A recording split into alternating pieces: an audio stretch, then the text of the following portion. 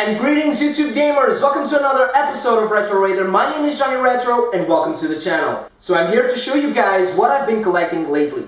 Now I want to say this before we start, although this seems a lot of stuff and I guess it is, I just want to say that I am not rich, I'm on a budget like everyone else in the hobby, but I'm lucky enough to do this as a living. I'm actually a reseller of video games. And pretty much, I would say that 80% of what you see right here has already been paid or it was free. Now, of course that I can keep the rare and expensive stuff for myself, but I do get a lot of game bundles all the time, so with each bundle I get the chance to pick something for myself. So this craziness is pretty much everything that I've picked up for myself for my gaming collection since the beginning of the year. So stick around and check out my game pickups right after this.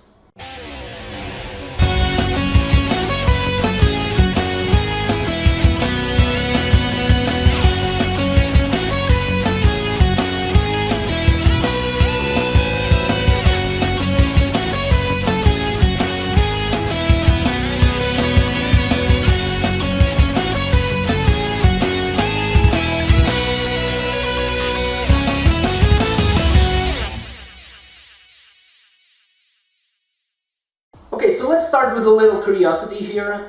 This game is called Carrier, and this is for a console made by Quickshot called the Supervision. Now, the Supervision was not a huge success. It's kind of an obscure system, but I like collecting this kind of stuff, and Carrier is actually one of the best games on the system, and it's the very first one that I got completed in box, so I'm very happy to have this on my collection. Now, I do love my retro computers, and my favorite one, it is the ZX Spectrum, so I picked up Cisco Hit. Now, I think that by now everybody knows about the ZX Spectrum. It's a fairly cheap system to collect for. I find games for it all the time for just a couple of cents, but not with the cardboard boxes, and I already had this game before, but I just picked this copy because, it was cheap, and it's hard to find, so Cisco Hit for the ZX Spectrum. So let's go way back into the past, into the era of the Atari 2600, a platform that I just love to collect for. Now I must say that I do have a thing for compilation cards, and I did pick up a couple of them for the 2600. And this other one I picked on a local retro gaming shop here in Lisbon. This is called 64-in-1 game cartridge. This is actually pretty bizarre because, it has 64 games built in, but the way you access to the games, it's actually through the card. Now this came with the manual, which is pretty much the guide with the codes that you need to put on the cartridge to play the actual game. So here you have the name of the games and the sequence that you must input on the cartridge to play them. And this is the card, and these are the buttons that you have to push in order to play the game. It's very bizarre, but I loved stuff like this, and it was actually very, very cheap to get. Now, still on the Atari department, but this time for a completely different system called the Atari XEGS.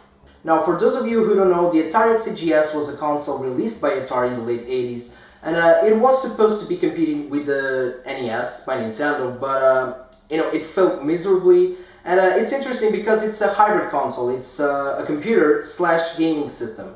It's pretty much the end of the 8-bit line of computers released by Atari. Now, the cool thing about collecting for this system, it's the plethora of games that you have. It got a huge library because it is compatible with everything before, so pretty much all the Atari 8-bit library is compatible with the Atari XEGS. And it did have some cartridges released on the system, which were pretty much, old ports of Atari games, but these are actually pretty cool and look amazing on the Atari XEGS. So I picked up Foot Fight, Ball Blazer, and the very well-known Desert Falcon.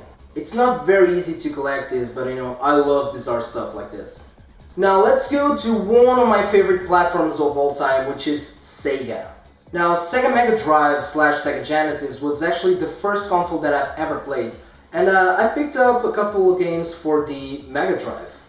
Now this is actually the very first Genesis game that I have on my Mega Drive collection, but I'm okay with it because I have adapters and of course that I have the Retron 5.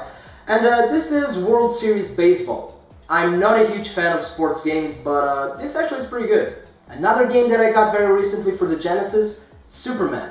Now I do love my beat 'em ups, and not a huge fan of Superman, but this is actually a very cool game. And one of the most exciting games that I got this year, It's an RPG for the Mega Drive called Sword of Vermilion.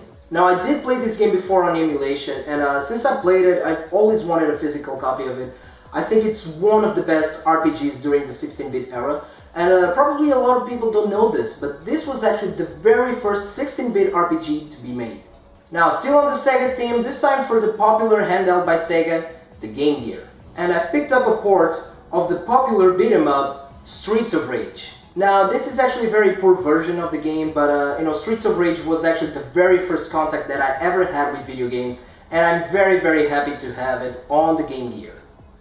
Now, Sega Mega CD, a system that I've been collecting very recently. I don't have a lot of games, so I picked up this double game, which includes Soul Feast and Cobra Command. Now, Cobra Command, to be honest with you, I didn't like it very much, but Soul Feast is actually a very good shooter. So I'm pretty happy to add this to my Sega Mega CD collection. So I think it's about time to check out my new NES stuff.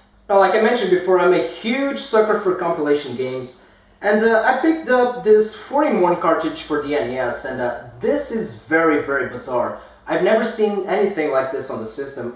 This is not official, but the games are quite good. You got Go Dizzy Go, you got F-16, you have the Elephantatics? I don't know this game at all. And Stunt Buggies. Now, I think that's what this is. It's actually a compilation of unlicensed games for the NES, and I love stuff like this. The cartridge is actually gold like the Zelda one, and you have a switch on the cartridge which you must press in order to play it on your NES. And I think that it's got to do with the region of your NES, but since my NES is region-free, I have no problem on playing this game. And another compilation card that I got for the NES. This is actually 36-in-1. I still need to clean it a little bit and take off the label. I think this is one of those, crappy bootlegs from Taiwan, but like I said, I love my compilation cards. Now, my new NES games. So let's start with what has become one of my favorite titles on the system, The Battle for Olympus. This is by far one of the best side-scrolling RPGs on the platform, and I did make a review of this game. I just love The Battle for Olympus. A little hidden gem that I got on the system, Kabuki Quantum Fighter. This is a late release on the NES. It's actually a very cheap game to get, and I totally recommend it to you. Picked up a couple of NTSC games. I don't know if these are exclusive to America or not. Let me know in the comment section below. So I picked up Gold School and Dr. Chaos. Pretty cool games indeed. Now, I picked up two classic NES games that I didn't have until now. One of them is the popular shooter Gradius. Now, I really suck at shooters, but I've been addicted to Gradius since I got it.